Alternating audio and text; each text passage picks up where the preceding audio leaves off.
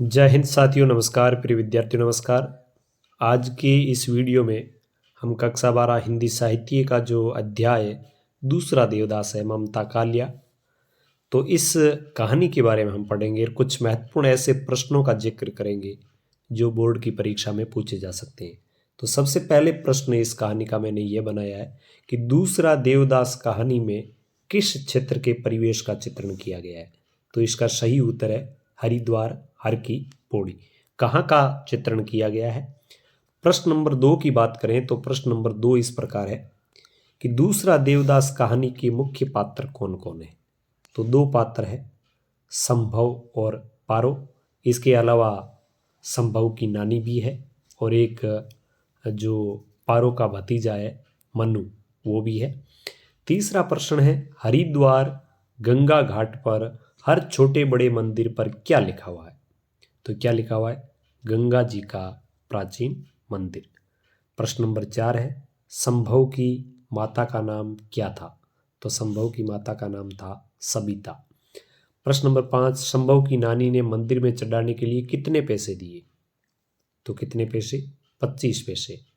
इसका सही उत्तर आप और देख लें, कहीं ऐसा न हो कि इसके 20 पैसे हो। मेरी जो याद है उसके अनुसार मुझे 25 पैसों की याद आ रही है। प्रश्न नंबर 6 दूसरा देव कहानी में आए सद्य स्नात शब्द का क्या अर्थ है।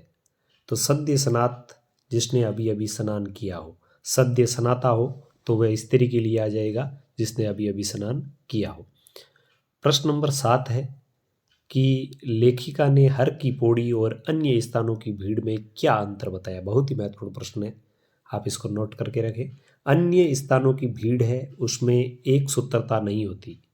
अन्य स्थानों की भीड़ है उसमें एक सूत्रता नहीं होती, मतलब वो एक सूत्रता से रहित होती है और वो भीड़ है वो निरुद्देश्य होती है। लेकिन हर की पौड़ी की भीड़ है उसमें एक सूत्रता है। यहाँ न किसी जाति का महत्व है न किसी भाषा का महत्व है।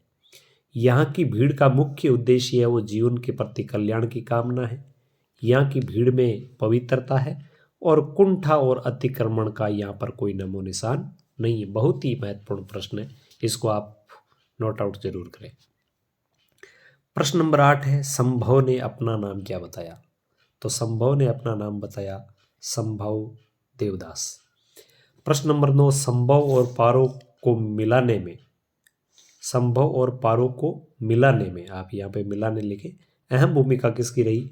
तो वो मनु की थी, पारो का जो भतीजे। प्रश्न नंबर 10 है दूसरा देवदास कहानी में गंगा पुत्र किसे कहा गया है। तो गंगा पुत्र जो गंगा में गोता लगाने वाले गोताखोर है उनको गंगा पुत्र कहा गया है। प्रश्न नंबर 11 और प्रश्न नंबर 11 कहता है हर की पौड़ी पर गंगा की मूर्ति के साथ अन्य कौन कौन सी मूर्तियां स्थापित थी। तो उसमें ये मूर्तियां थी जो आप देख सकते हैं, चामुंडा, बालकृष्ण, राधा कृष्ण, हनुमान और सीताराम। प्रश्न नंबर 12 बहुत ही महत्वपूर्ण प्रश्न है और प्रश्न कहता है कि कई खर्च सुखदायी भी होते हैं, कैसे। दूसरा देवदास कहानी के आधार पर लिखें। तो इसमें आप उत्तर लिख सकते हैं कि कई खर्च सुखदायी भी होते हैं क्योंकि कई खर्च ऐसे होते हैं जिनको करने के उपरांत इंसान को संतुष्टि का अनुभव होता है एवं वह परम आनंद को प्राप्त करता है, इसलिए कई सुख है वो सुखदायी भी होते हैं। प्रश्न नंबर 13 अच्छा प्रश्न है।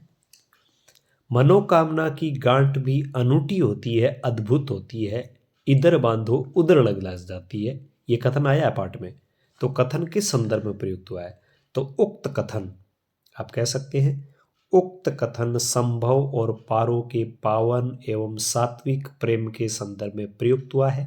अज्ञात जगह पर अपरिचित होते हुए भी जिस प्रकार दोनों की अनचाही मनोकामना पूर्ण हुई, क्योंकि दोनों अलग अलग मनोकामना लेकर आए थे और पूरी कोई और ही हो गई, इसलिए अनायासी पारो को ये कथन कहना पड़ा।